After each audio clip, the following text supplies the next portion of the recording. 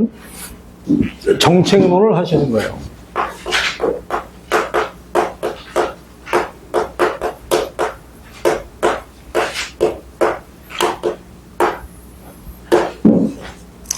자, 정책론은 산업인력관리공단에서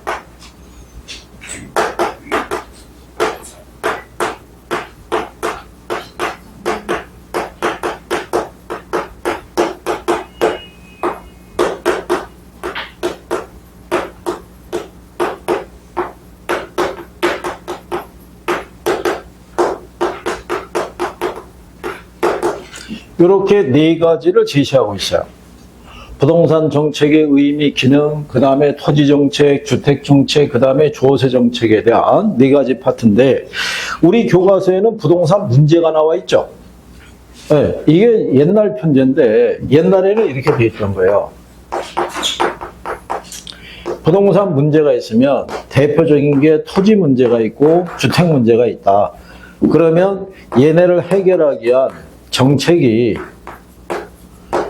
토지 정책과 주택 정책이 있다. 그러면 조세 정책은 얘네를 해결하기 위한 정책을 지원해주는 역할을 한다. 옛날에 편제가 이렇게 돼 있었어요. 그러다가 바뀌었어요. 그러니까 경제 논리가 들어오면서 여기 보면은 정책의 의미 뭐라고 해놨어요? 기능이 역할이에요. 정부가 시장에 개입할 때는 일정한 역할을 수행하기 위해서 들어오더라 이런 얘기예요. 그게 그러면 그 역할에 대해서 우리가 앞에 있는 거는 지금 참고하셔도 되겠고 뒤로 쭉 가셔서 거기 159페이지에 가시면 거기 정부의 시장 개입 이유라고 돼 있죠. 네, 거기 일단 발표하시는 거예요. 발표하는데 거기 보면은 이렇게 돼 있잖아요.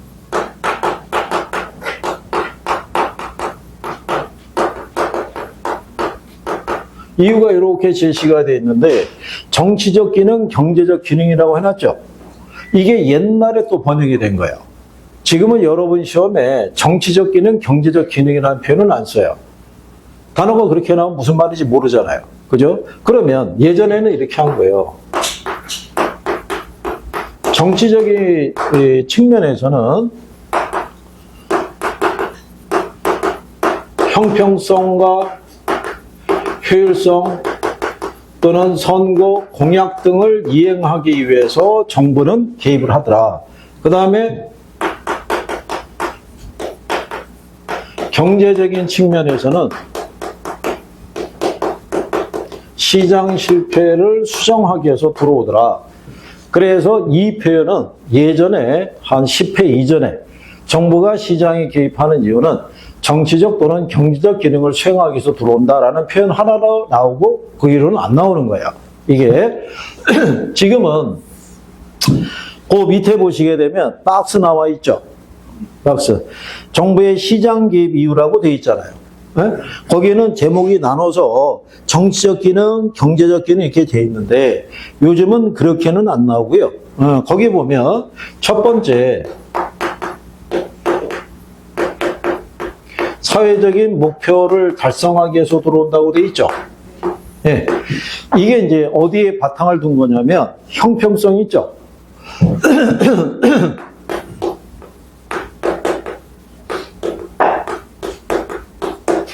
주로 이게 이제 무슨 얘기를 하냐면 우리가 지난번에 이렇게 얘기했어요. 시장 전체에 수요와 공급 곡선이 교차하는 게 균형이고 여기서 결정된 게 균형 가격, 여기서 결정된 게 균형량이라고 그래요. 그러면 이 균형 가격 하에서는 수요량과 공급량, 즉 생산과 소비가 일치해요. 그죠?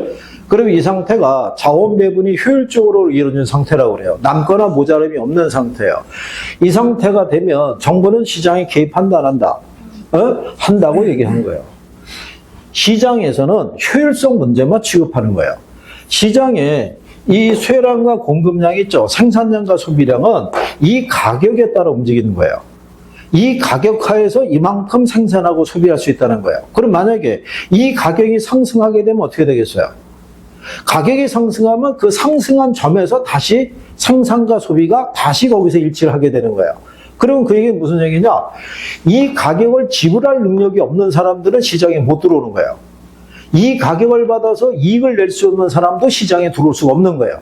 그죠? 그러니까 시장은 효율성의 문제만 취급하지 형평성 문제는 취급하지 않는 거예요.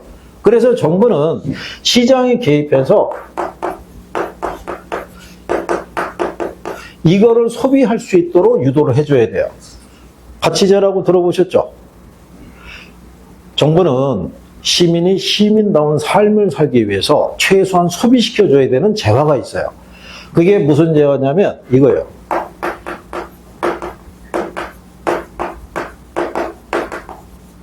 교육 서비스, 의료 서비스, 주거 서비스예요. 우리나라 무상교육 해야 해요. 하죠? 의료기부 혜택이 있어요, 없어요? 있잖아요. 그런데 이 중에 주거 서비스의 문제가 또 큰 사회적인 문제란 말이에요.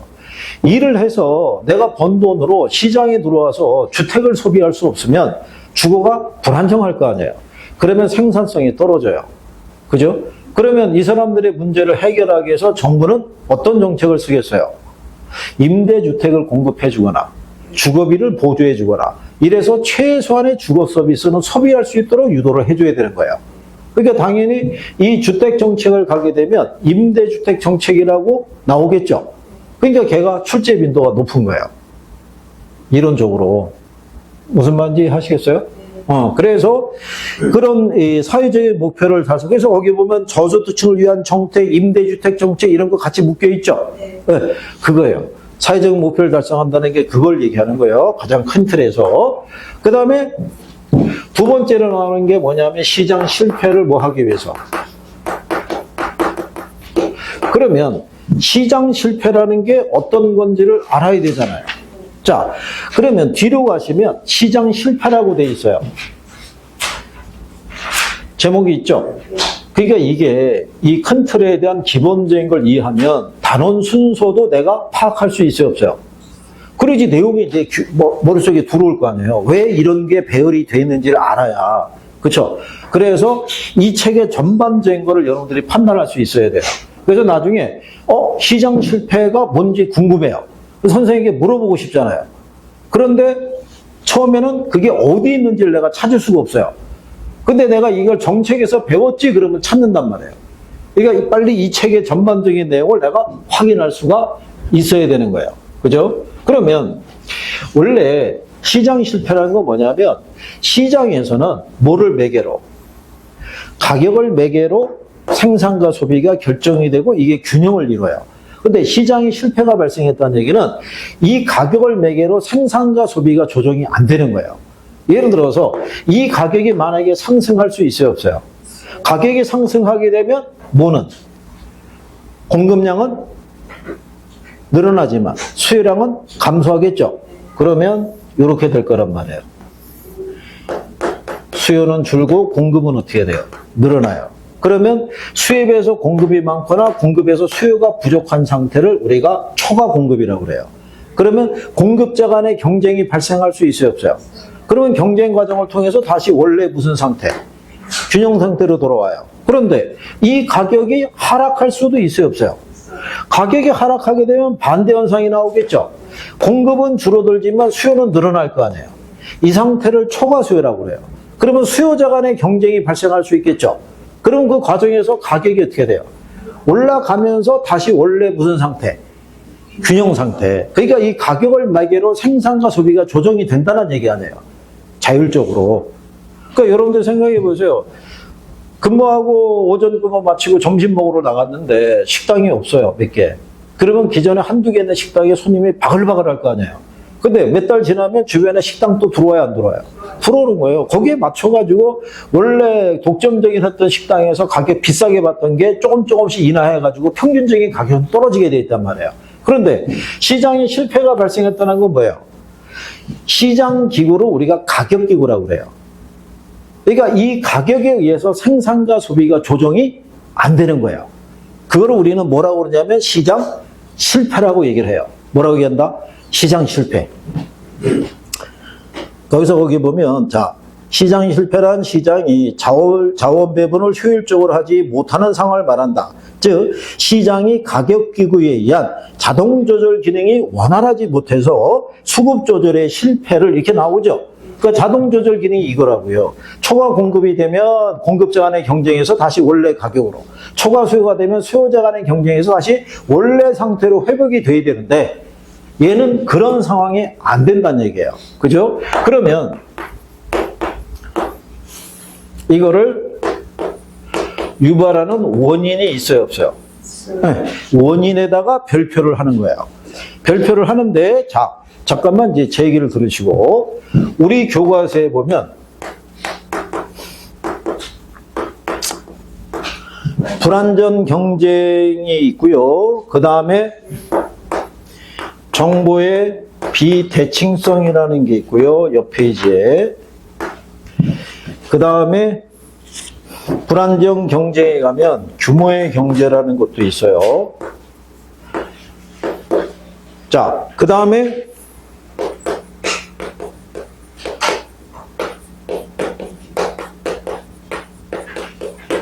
우리가 통상 제목을 이렇게 5가지로 달아드릴 때 얘만 제목이 노란색이죠.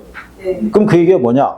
얘네들이 다 나오는 거는 제목만 나오는 거예요. 다음 중에 시장 실패 원인에 해당하지 않는 거를 고르시오. 그래서 제목이 나오는 거고, 노란색으로 해주는 거는 단독적인 문제로 나온다는 거예요. 그 얘기는 얘네 둘이 중요하다는 얘기예요. 공공재하고 뭐가? 외부 효과가. 그러면 여러분 시험에 교재 161페이지에 가면 공공재라고 돼 있죠. 예.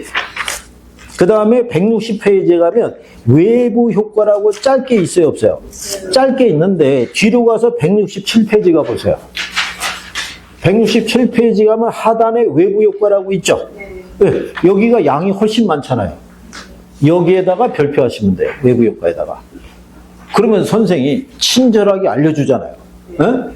얘네들이 나오는 거는 제목만 물어보는 거고, 얘네들은 노란색이니까 별도의 문제로 나오니까 거기다 별표하라는 거예요. 무슨 말인지 아시겠어요? 그러면 내가 나중에 얘네들이 어떤 건지만 알면 답을 찾을 수 있어요, 없어요? 답을 찾을 수가 있죠. 이론적으로 경제학에서는 얘를 중시해요. 공공재를. 자, 예를 들어서 경제학자들은 정부가 시장에 개입하는 걸 싫어해요. 왜?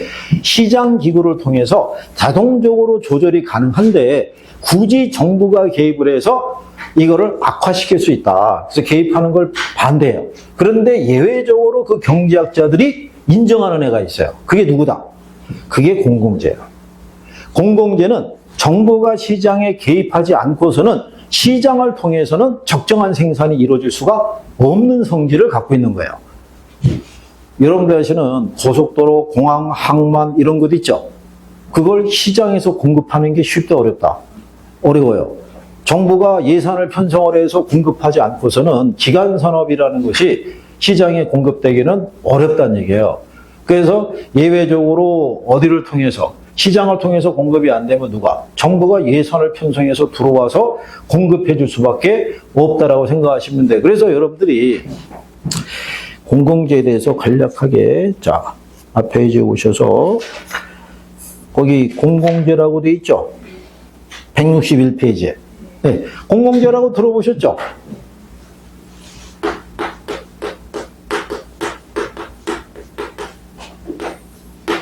자, 공공재라고 얘기하는 건요, 사적재하고 반대되는 성격이에요.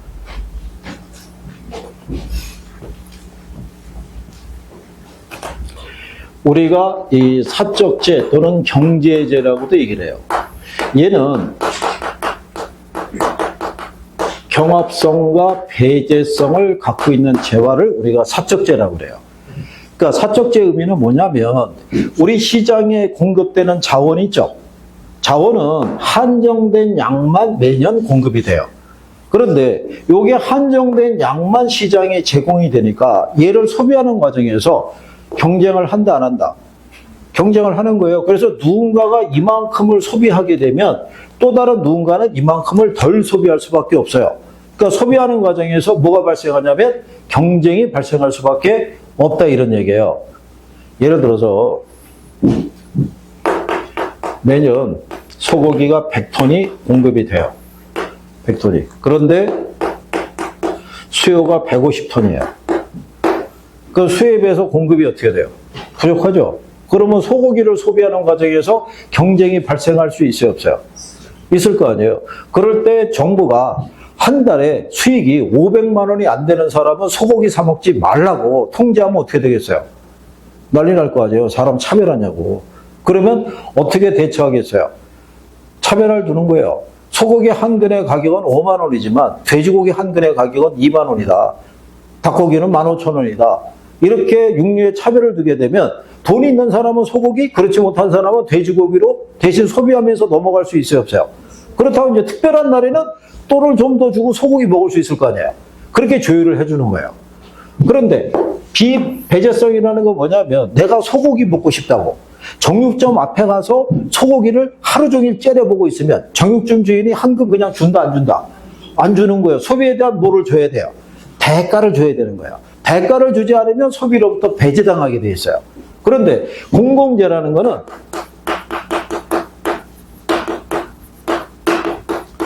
이걸 가지고 있어요. 그래서 공공재를 설명할 때는 이게 들어가야 돼요. 비가 빠지면 틀려요. 그죠? 그러면 공공재라는 것은요, 공동소비가 가능한 거예요. 제공이 된 다음에. 우리가 공공재 중에서 순수 공공재라고 해서 가장 대표적인 게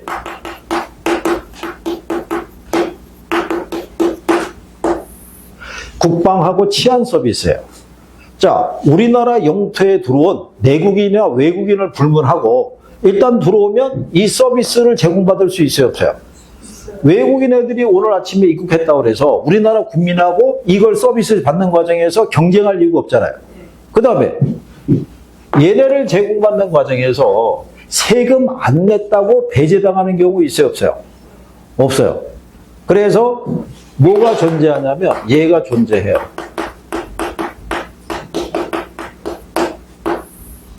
그래서 이 원칙이 지켜지질 않아요.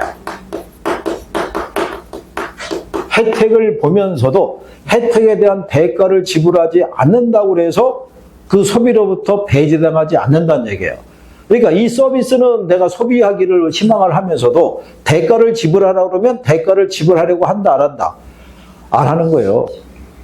근데 공공재의 성격이 그거를 이 서비스를 제공받을 때 이 사람이 그 서비스를 소비하는지 안 하는지를 엄격하게 구별한다는 게 쉽다 어렵다? 어려워요. 여기 얼마 전에 보니까 대전 쪽에서 그 불꽃놀이 했더군요. 축제. 그 기업이 그 비용을 부담해가지고 그것도 몇십억씩 부담하고 한 방에. 서울에도 하고 한강변에 있죠. 하면 불꽃놀이 해요. 그죠? 그러면 불꽃놀이 하면 사람들이 보고 만족감을 느낄 수 있어요, 없어요? 그런데 1인당 10,000원씩 내라 그러면 내요, 안 내요? 안 되는 거예요. 왜? 불꽃이 튀었을 때 그거를 보지 말라고 막을 수 있는 방법이 없잖아요. 그렇죠? 그러니까 막대한 비용은 들어가야 안 들어가요? 비용은 들어가는데 비용에 대한 대가를 시장에서는 회수하기가 어렵다는 얘기예요. 그러니까 결국은 이 서비스는 누가? 정부가 예산을 편성해서 제공해 줄 수밖에 없는 거예요. 그리고 어차피 이런 서비스를 제공하면 시민들은 소비할 거 아니에요. 그러니까는 뭐를 걷어서? 세금을 걷어서 기금을 조성해서 그냥 일률적으로 제공을 한다라고 생각하시면 돼요. 그러면 자, 이게 존재한다는 얘기는 시장을 통해서는 적정한 양의 생산이 된다, 안 된다? 안 되는 거예요. 그래서 이 서비스를 시장에서 제공하라고 그러면 시장에서는 항상 적은 양만 생산이 되는 거예요. 무슨 양만? 적은 양만. 그런데 많이 생산이 된다 그러면 맞겠어요? 틀리겠어요? 틀릴 거 아니에요. 그걸 2번 답으로 냈어요. 필요한 양 이상 충분히 생산이 된다, 공급이 된다 그러면 틀리는 거예요? 그러면 그 내용이 거기 교재에 있어요, 없어요? 있죠. 그래서 거기 가면 1번에 소비의 비경합성, 비배제성의 논리가 나오죠. 근데 3번에 가면 공공재는 반드시 필요하나 공공재를 시장 원리에 맡기면 사회적 적정량보다 무슨 생산? 그러니까 밑줄 치는 거죠. 과소 생산. 근데 내가 이거를 이해하면 과소 생산을 외울 필요가 없잖아요.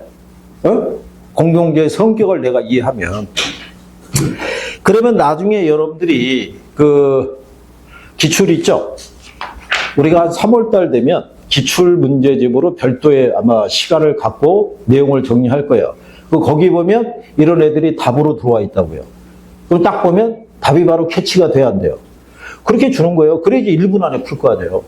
포인트를 주고 포인트에 대한 정리가 잘 돼 있는 사람은 답을 바로바로 찍으면서 갈 거고, 그렇지 못한 사람들은 한참을 생각해야 될 거 아니야. 그러면서 뭐가 뺏기는 거야? 시간을 뺏기는 거예요. 그러면서 그게 문제가 된다 이런 얘기죠. 근데 선생님이 맨날 여기서 얘기해봐야 소용없어요. 본인들이 절감을 해야 돼요. 절감을.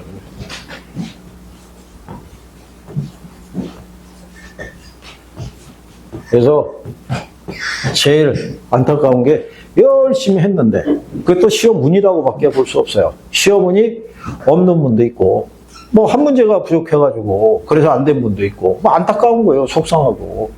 그죠? 왜 그거 안 되면은 계산 문제 그냥 번호 하나로 자꾸 그냥 밀라고 그랬더니 왜 그것까지 그게 생각이 안 나면 소용이 없는 거예요. 뭐 어떻게 하겠어요? 자, 그런 내용이고요. 외부 효과. 거기 이제 또 162페이지를 가면 정부의 시장 개입 방법이라고 있죠. 근데 거기 가면 하단에 자, 직접 개입, 간접 개입이라고 박스 있어요, 없어요? 네, 그 두 개 별표하는 거예요. 정부가 시장에서 발생하는 여러 가지 문제를 해결하기 위해서 개입할 수가 있죠. 그러니까 직접 개입할 수도 있고 뭐 할 수도 있다. 간접 개입할 수도 있어요. 그런데 여기도 기본적으로 이렇게 만약에 예를 들어서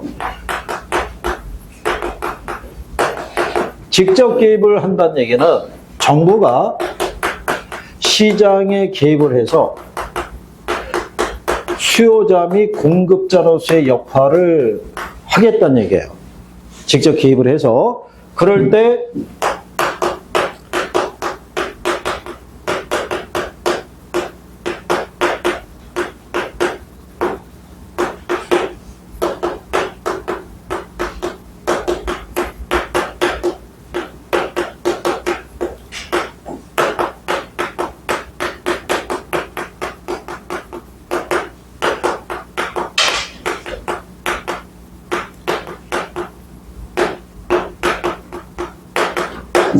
자, 여기 제목을 보시면 공통점이 뭐가 들어가요?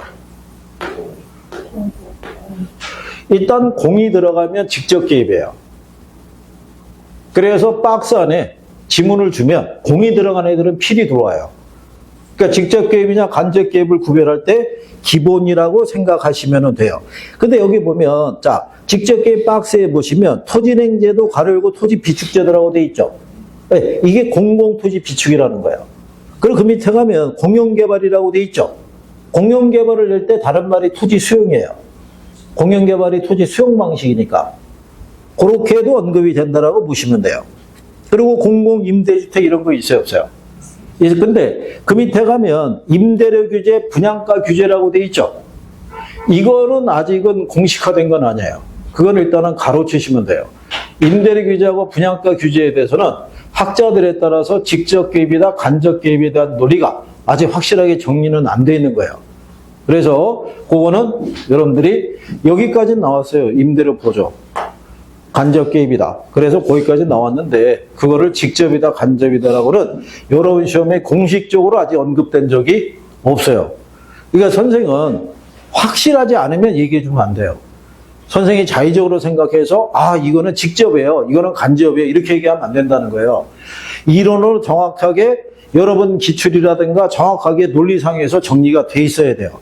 이게 그래서 무슨 개입이다? 직접 개입. 그럼 간접 개입이라는 거는 돈계에 관련돼 있어요. 그러니까 개발부담금이나 세금이나 이런 거 부과하는 것도 있죠. 그런 애들은 무슨 개입에 속한다? 간접 개입에 속해요. 근데 일단은 여러분들은 무슨 개입부터 정리해 두면 돼요?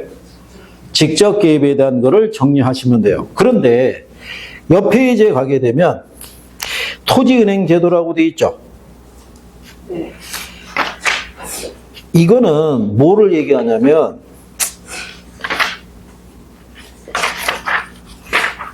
우리 교재상에서는 이 토지 정책이라는 게 별도로 언급이 안 돼 있는데, 이런 거예요.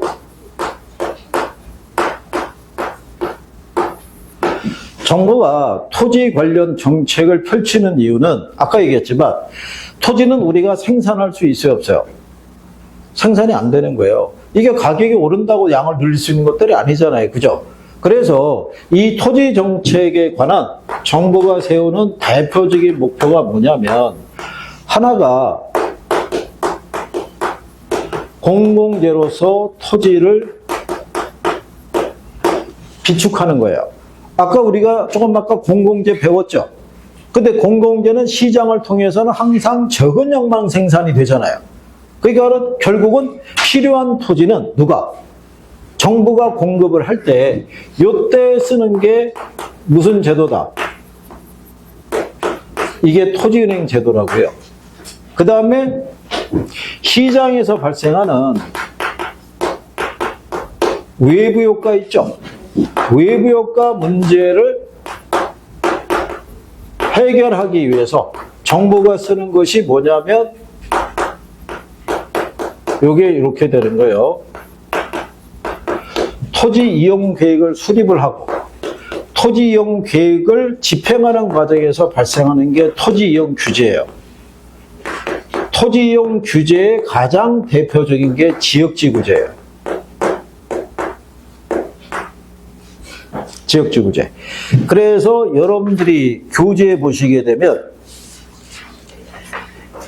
자, 거기 토지은행제도라고 나와 있죠? 163페이지에. 찾으셨나요? 별표.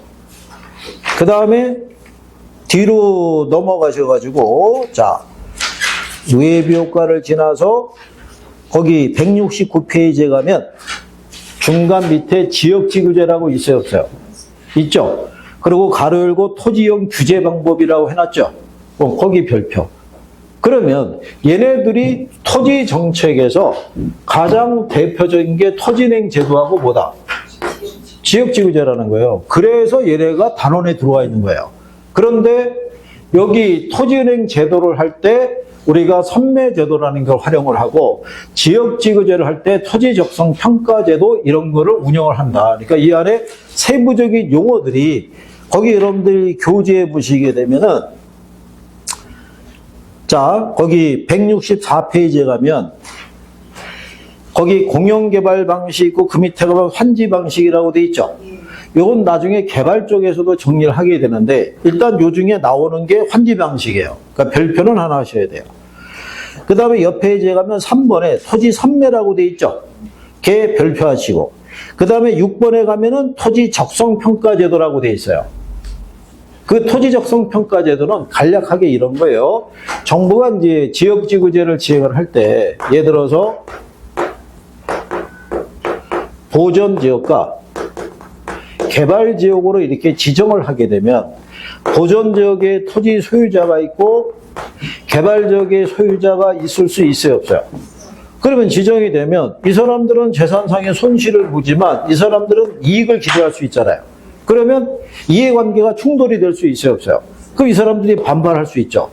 왜? 바뀔 수도 있지 않느냐? 왜 내가 갖고 있는 땅을 왜 이 지역으로 지정하느냐? 라고 했을 때 분쟁이 발생할 수 있죠.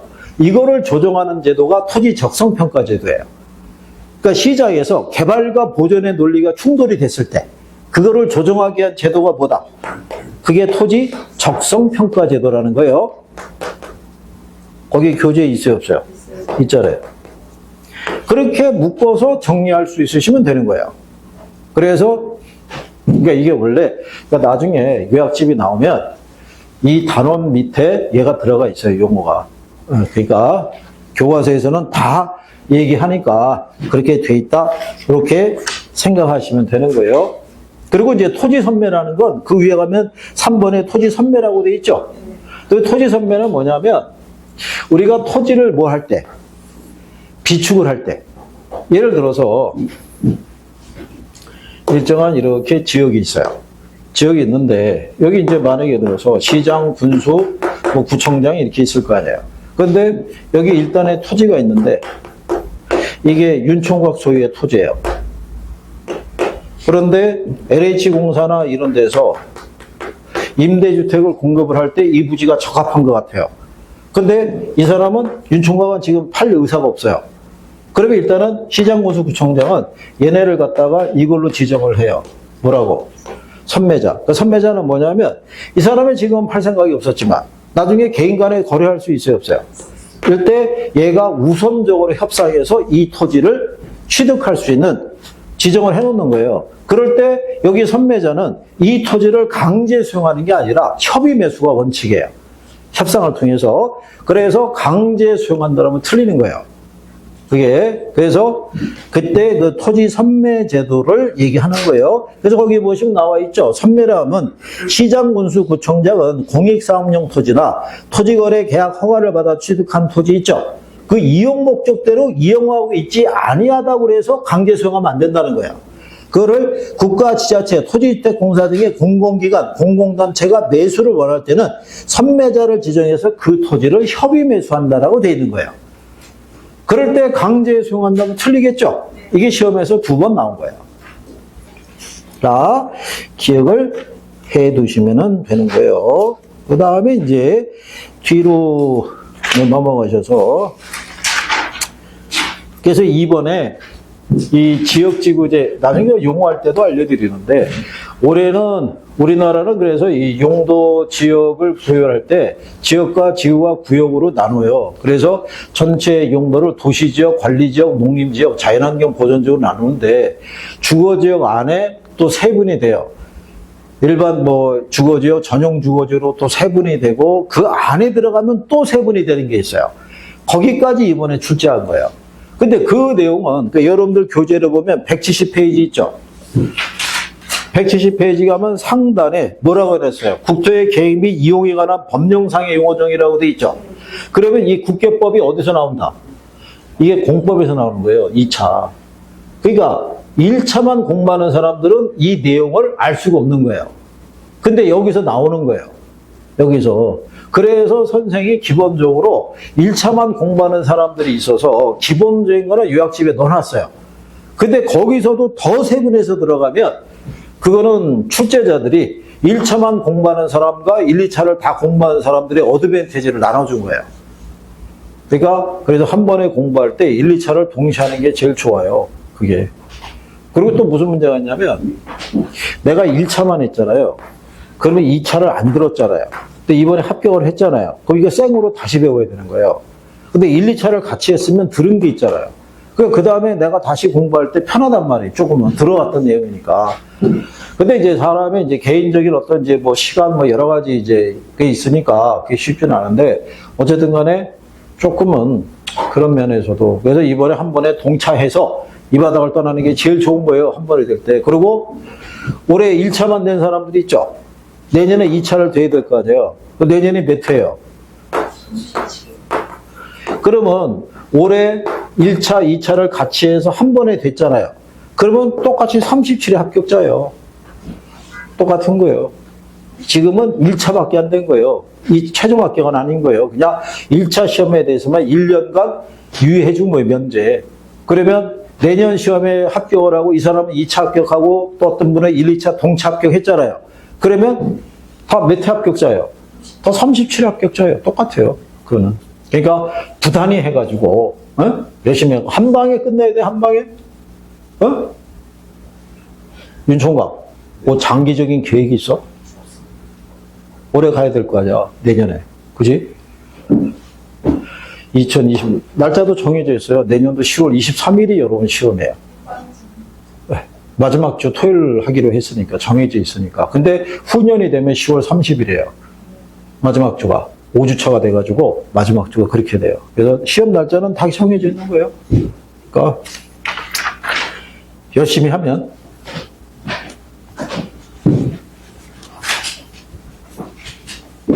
그러면 선생님 기본적인 용어 이런 거 제도를 얘기해주고 시간이 가면서 조금씩 플러스 시켜주는 거예요. 조금씩.